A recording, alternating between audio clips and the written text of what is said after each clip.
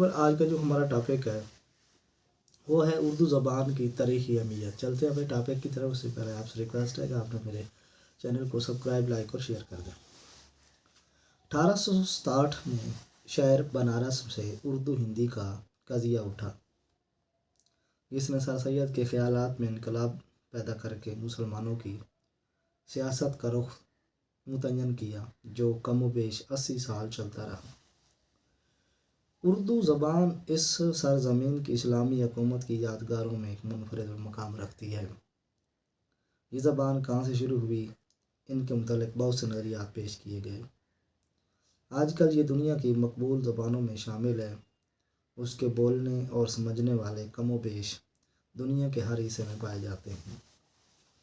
1835 میں جب سرکاری دفتروں میں فارسی زبان کا سرکاری اور دفتری رواج ختم کر دیا گیا تو شمالی ہند کے بیشتر علاقوں میں اس کی جگہ اردو کو ملی۔ ایسٹ انڈیا کمپنی کے عہد حکومت میں اردو زبان کی بعض مستند کتابیں شائع ہوئیں۔ 1857 کے ہنگامے کے بعد اردو کو، جو فارسی رسم الخط میں لکھی جاتی تھی اور ہندوستانی کہلاتی تھی، ہندوستان کی عام فہم زبان سمجھا جاتا تھا۔ یہی وجہ ہے کہ جب ملکہ وکٹوریہ نے یہاں کے باشندوں کی تالیف طلب کے لیے ہندوستانی زبان سیکھنا شروع کی تو ملکہ کے لیے آگرہ سے ایک صاحب منشی عبدالکریم ان کے ٹیوٹر بن کر انگلستان بھیجے گئے۔ وہاں وہ کئی سال رہے اور انہیں شاہی مال میں غیر معمولی اور اثر رسوخ حاصل ہوا۔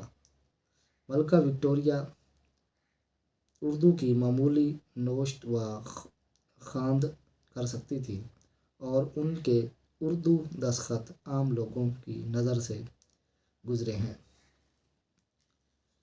ہندوؤں کو اردو سے چڑ تھی۔ اس زبان کا وجود ان کو مسلمانوں کے دور حکومت کی یاد دلاتا تھا اور وہ اس کو جڑ سے اکھاڑنے پر تلے ہوئے تھے۔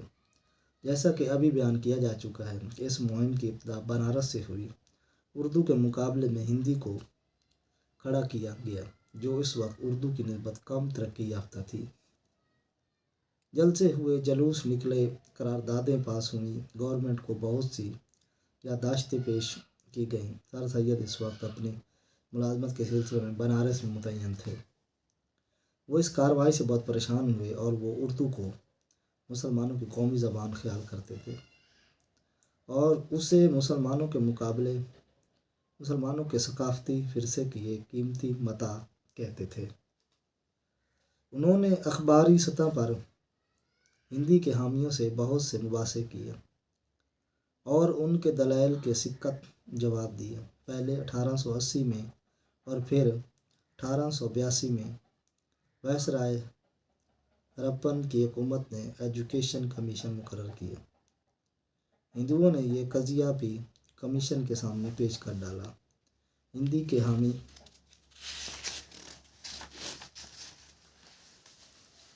کہتے تھے کہ اردو کا رسم الخط اجنبی زبان کے رسم الخط کی طرح پیچیدہ ہے اور اس خط میں جعل سازی کی بہت زیادہ گنجائش ہے۔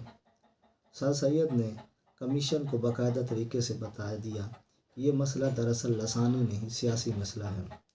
سر سید کا اپنا اخبار علی گڑھ گزٹ اردو میں چھپتا تھا اور سائنٹیفک سوسائٹی کی تصفیات بھی اردو زبان میں شائع ہوتی تھیں۔ بعض ہندوؤں نے مطالبہ کیا کہ اردو کی جگہ ہندی زبان استعمال کی جائے۔ سر سید اس وقت یعنی 1869 میں انگلستان میں تھے۔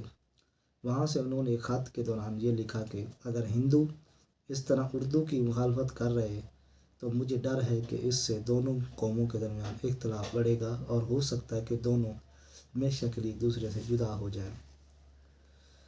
اس سے چند سال پہلے صوبہ بہار میں اردو زبان کو عدالتی زبان کے درجے سے محروم کر دیا گیا اور اس سے ہندی کے حامیوں کے حوصلے اور بھی بڑھے۔ انہوں نے اس مسئلے کو زندہ رکھا اور حکومت کے کانوں تک متواتر اپنا مطالبہ پہنچاتے رہے۔ جب تک سر سید جیے وہ اس جنگ میں ہندی کے حامیوں کے حملوں کا تابڑتوڑ جواب دیتے رہے۔ حکومت کا فیصلہ۔ ان کی موت کے تھوڑے عرصے بعد شمال مغربی صوبہ، جو بعد میں یو پی کہلایا، کہ حاکم اعلیٰ نے، جس کا نام سنٹنی میکڈونلڈ تھا، اردو ہندی جھگڑے پر 1900 میں اپنا فیصلہ صادر کیا، جس کی روح سے ہندی زبان کو صوبائی عدالتوں میں پذیرائی ملی اور اردو کا درجہ پہلے سے کم تر کر دیا۔ کہا جاتا ہے کہ اس فیصلے میں بہت حد تک پنڈت مدن موہن مالویہ کا ہاتھ تھا، جس نے 2 سال کے لیے اپنی وکالت چھوڑ کر ہندی کے حق میں ایک رسالہ لکھ کر میکڈونلڈ صاحب کے سامنے پیش کیا تھا۔ کہا جاتا ہے میکڈونلڈ کا فیصلہ اسی رسالے کو پیش نظر رکھتے ہوئے کیا گیا تھا۔ یہ پنڈت وہی ہیں جو 1920 میں ہندو مہاسبھا اور سنگٹن کی تحریک کے بانی ہوئے۔ آج تک اتنا ہی، نیکسٹ ویڈیو ملتے ہیں۔